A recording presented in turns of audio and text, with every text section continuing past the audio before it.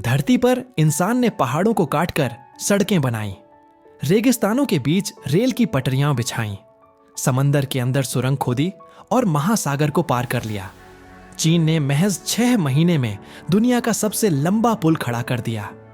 लेकिन आज भी अफ्रीका और यूरोप, 2 महाद्वीप जो सिर्फ 14 किलोमीटर की दूरी पर हैं, आपस में कभी पुल से नहीं जुड़ पाए। सवाल उठता है, क्यों? जब इंसान चांद पर पहुंच गया, मंगल की तैयारी कर रहा है, तो फिर अफ्रीका और यूरोप के बीच एक साधारण सा पुल क्यों नहीं बना? क्या यह सिर्फ तकनीक की कमी है, या इसके पीछे छुपे हैं भू राजनीतिक राज, सैन्य रणनीतियां और आर्थिक टकराव, या फिर प्रकृति खुद इस पुल को बनने से रोक रही है? आइए इस रहस्य की परतें खोलते हैं। अगर हम दुनिया के नक्शे को ध्यान से देखें तो हमें यूरोप और अफ्रीका के बीच एक बेहद पतली सी खाड़ी नजर आती है। इसे कहा जाता है स्ट्रेट ऑफ जिब्राल्टर। यह खाड़ी सिर्फ 14 किलोमीटर चौड़ी है, यानी अगर आप किसी ऊंचाई से खड़े होकर देखें तो साफ दिखाई देगा कि दूसरी तरफ कौन सा महाद्वीप है। लेकिन सवाल उठता है, जब दूरी इतनी कम है तो फिर अब तक कोई पुल क्यों नहीं बन पाया? जिब्राल्टर स्ट्रेट की सतह देखने में शांत लग सकती है, लेकिन इसके नीचे छिपा सच बेहद खतरनाक है। इस जगह पर पानी की गहराई 300 मीटर से भी अधिक है। इतनी गहराई में पिलर्स खड़े करना इंजीनियरिंग की दुनिया में सबसे मुश्किल कामों में से एक है। इसके अलावा यहाँ अटलांटिक ओशन और मेडिटेरेनियन सी की धाराएं मिलती हैं। एक तरफ अटलांटिक का पानी अंदर आता है और दूसरी तरफ भूमध्य सागर का पानी बाहर निकलता है। नतीजा ये होता है कि यहाँ बहुत तेज समुद्री धाराएं बनती हैं। इंजीनियरिंग के लिए ये धाराएं किसी भी निर्माण को अस्थिर कर सकती हैं। जिब्राल्टर का इलाका सिर्फ समुद्री धाराओं के लिए ही नहीं, बल्कि भूवैज्ञानिक रूप से भी बेहद अस्थिर है। यह इलाका अर्थक्वेक जोन में भी आता है। 1755 में आया लिस्बन अर्थक्वेक इतिहास के सबसे विनाशकारी भूकंपों में से एक था, जिसने इस क्षेत्र को भी प्रभावित किया था। लगातार टेक्टोनिक प्लेट मूवमेंट्स होने के कारण यहाँ बड़े पैमाने पर कोई स्थायी संरचना खड़ी करना जोखिम भरा है। यही वजह है कि इंजीनियर और वैज्ञानिक हमेशा मानते रहे हैं कि जिब्राल्टर स्ट्रेट पर कोई पुल या सुरंग बनाना दुनिया की सबसे बड़ी इंजीनियरिंग चुनौतियों में से एक है। धरती पर जब भी सभ्यताएं बड़ी बड़ी चुनौतियों का सामना करती हैं, इंसानों ने हमेशा एक रास्ता ढूंढा है। यूरोप और अफ्रीका के बीच मौजूद जिब्राल्टर जलडमरू मध्य पर पुल बनाने का सपना कोई नया नहीं है, बल्कि इसका इतिहास हजारों साल पुराना है। कहा जाता है कि प्राचीन रोम साम्राज्य के दौर में जब उनकी शक्ति 3 महाद्वीपों तक फैली हुई थी, यूरोप, अफ्रीका और एशिया, तब उन्होंने इन तीनों को जोड़ने के लिए पुल का विचार किया। रोमन्स अपनी उन्नत इंजीनियरिंग और आर्किटेक्चर के लिए मशहूर थे। उन्होंने पूरे यूरोप में सड़कें और एक्वाडक्ट्स बनाए।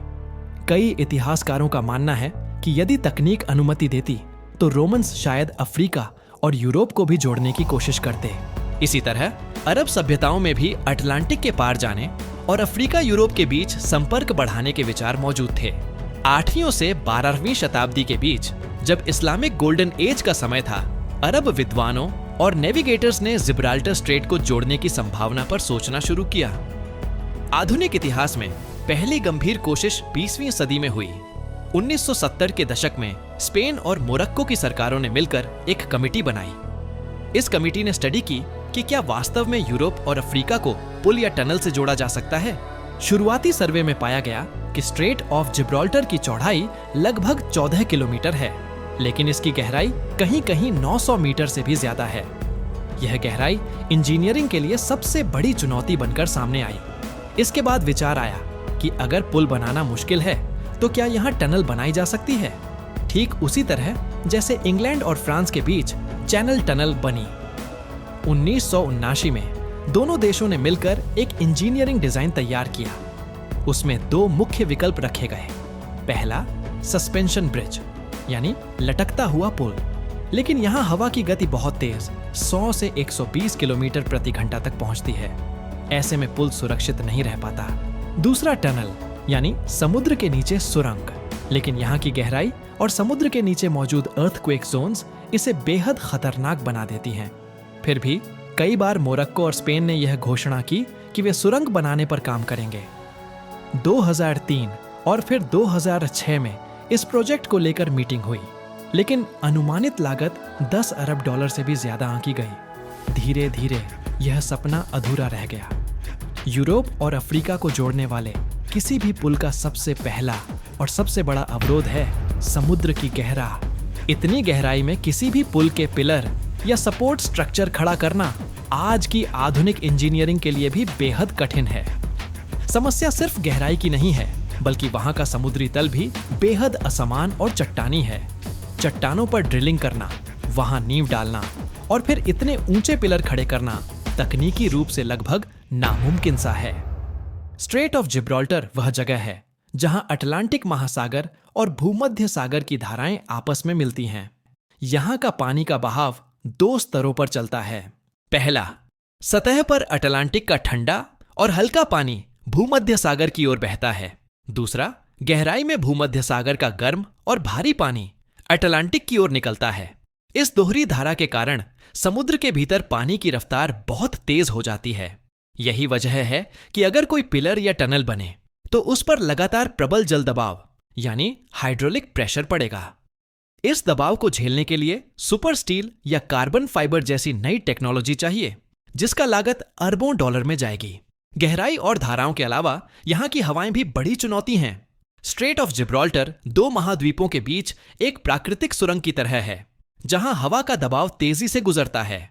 यहां पर अक्सर लेवांते नामक तेज पूर्वी हवा चलती है, जिसकी गति 60-80 किलोमीटर प्रति घंटा तक पहुंच जाती है।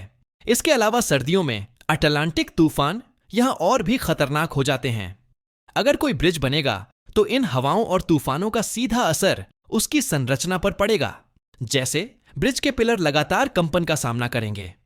हवा से टकराने वाले हिस्से को इतना मजबूत बनाना होगा कि वो एरोडायनेमिक्स के हिसाब से झेल सके। इंजीनियरिंग हिसाब से यह एक विंड टनल इफेक्ट जोन है, जहां पुल का टिक पाना बेहद कठिन है।